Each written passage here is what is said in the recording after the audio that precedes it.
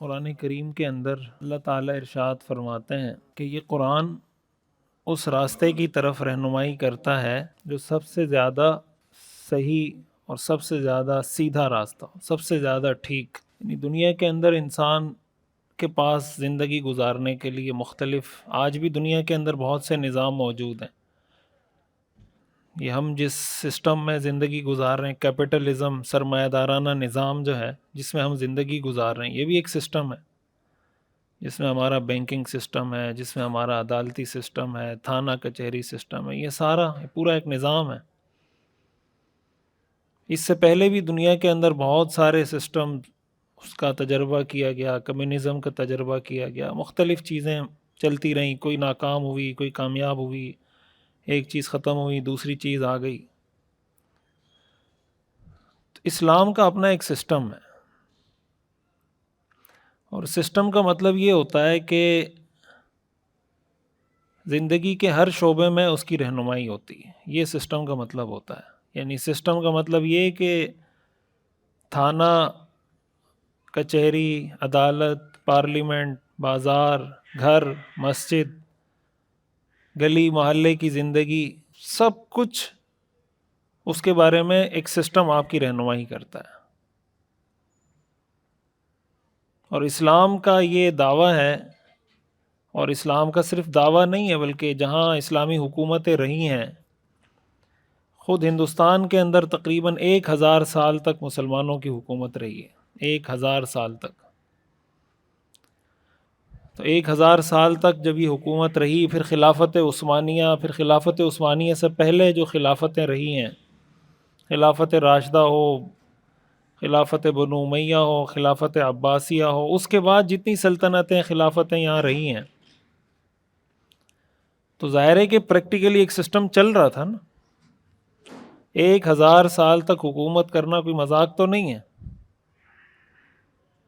1000 سال حضور علیہ الصلاۃ والسلام اور ہمارے درمیان جو گیپ ہے وہ 1500 سال کا ہے۔ 1500 سال کا گیپ ہے نا۔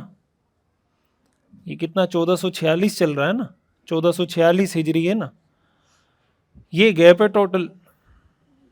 تو اس میں سے آپ اندازہ لگائیں کہ 1000 سال مسلمانوں نے حکومت کی ہے۔ تو یہ کوئی اتنا تجربہ حکومت کرنے کا شاید دنیا کے کسی بھی سسٹم کے پاس نہیں ہے جتنا تجربہ اسلام کے پاس ہے۔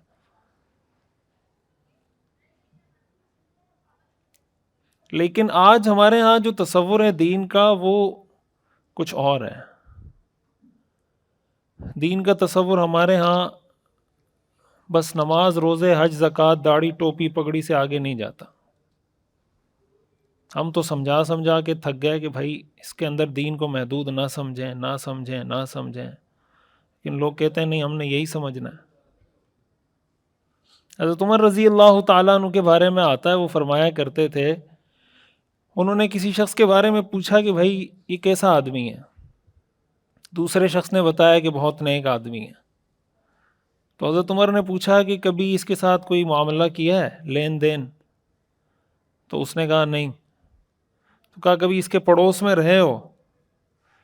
تو اس نے کہا نہیں۔ تو کہا کبھی کوئی ایسا ہو کہ تمہارا اس کے ساتھ کسی بات پہ اختلاف ہوا ہو؟ تو اس نے کہا نہیں۔